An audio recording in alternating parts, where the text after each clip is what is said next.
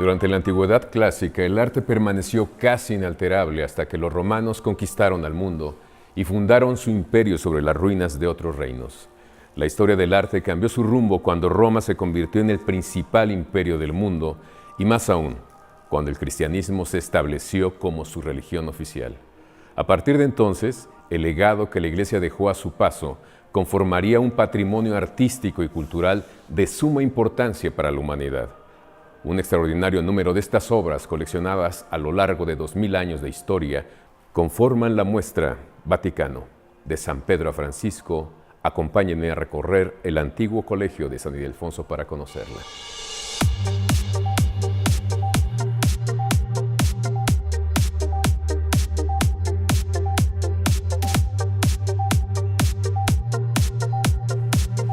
El Vaticano no solo es el estado más antiguo del mundo, sino también uno de los que más han invertido en obras artísticas. Sin los lienzos de sus galerías, sin las esculturas de sus jardines y corredores, sin sus cúpulas pintadas al fresco, la historia del arte estaría incompleta. Y no solo la historia del arte, sino la historia en general, porque el espejo que bruñe el arte, más allá de fechas, nombres y lugares. Todo lo que olvidamos y todo lo que ignoramos pide socorro a gritos en las obras de arte, con cuya urdimbre tejemos nuestra vida y nos movemos por ella con mayor facilidad. Acceder a las colecciones vaticanas en nuestro país a través de varios objetos artísticos es todo un privilegio.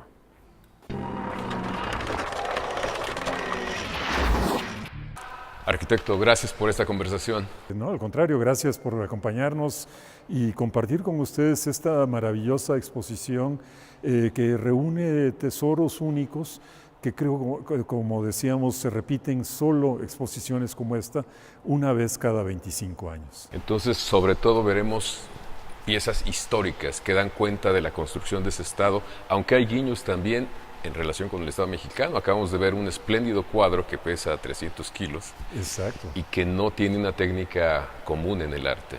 En esta exposición quisimos dar desde luego un gran peso a la presencia de las colecciones vaticanas. Un gran trabajo que habla también de la calidad museográfica de México y la confianza que nos tienen a este nivel en todo el mundo. Uno no pensaría que tengamos grandes tesoros del Vaticano en México, y sí, los tenemos. Nada más por decirte un par. Hay un relicario de San Pedro y San Pablo con fragmentos del cráneo de los cráneos de los dos santos que se conserva en el Museo Nacional del Virreinato y que fue un regalo ni más ni menos de Ignacio de Loyola a los jesuitas de México. Entonces, pues realmente una cosa que ni siquiera en el Vaticano tienen. Y otra pieza extraordinaria, pues es la que tú hacías mención, que es un micromosaico, una técnica espectacular de teselas, de pequeñas piezas, nada más para que nuestro público ubique. Es como si tratáramos de armar rompecabezas de piezas de 5 milímetros por 3 milímetros y por cientos de miles, para formar una pieza de más de 2 metros de largo. Fue un regalo que el Papa hizo a Maximiliano y a Carlota en el momento en que son nombrados emperadores de México. Entonces, una pieza también muy simbólica que se guarda actualmente en el Museo Nacional de Historia, en el Castillo de Chapultepec. Entonces también nos permite reconocer lo que tenemos o conocerlo porque no lo habíamos visto. Exacto, y no tenemos muchas veces oportunidad de verlos tan cerca. Por ejemplo, este gran cuadro, este micromosaico, aquí tienen la posibilidad de verla a escasos 50, 60 centímetros. Entonces yo creo que es también un gran logro, pero bueno, sin restar el 90% de esta colección, en la cual hay desde piezas romanas a piezas paleocristianas, a piezas medievales importantísimas. Bueno, para decir algo, pues tenemos un fragmento del Sayo de San Francisco de Asís, una reliquia que nunca había salido de San Juan de Letrán, que es la Basílica del Papa.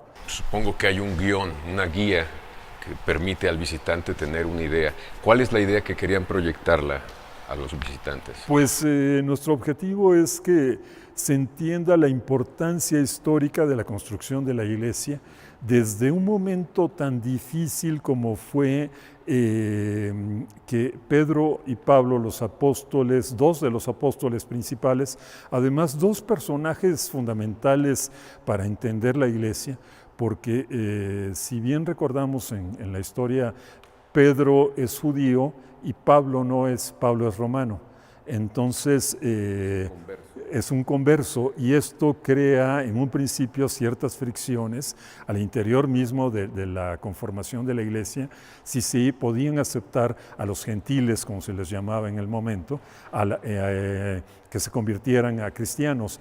Y finalmente se acepta y esto crea realmente el concepto de iglesia o eclesia, que quiere decir precisamente reunión, congregación. Pues muchísimas gracias y seguimos aquí. Desde el año 64 después de Cristo, en el que San Pedro muere en el circo de Nerón, hasta el cónclave que designó a Francisco como papa, la Exposición Vaticano, de San Pedro a Francisco, nos muestra un amplio recorrido por la historia de la cristiandad, conformada por grandes colecciones vaticanas con más de 180 piezas de artistas como Bernini, Tiziano, Venusti, Rafael y el Veronés, entre otros. Nos invita a descubrir tesoros que son patrimonio de la humanidad. Visítala hasta el 28 de octubre en el Colegio de San Ildefonso. Y la semana próxima los espero aquí, en Cultura Online.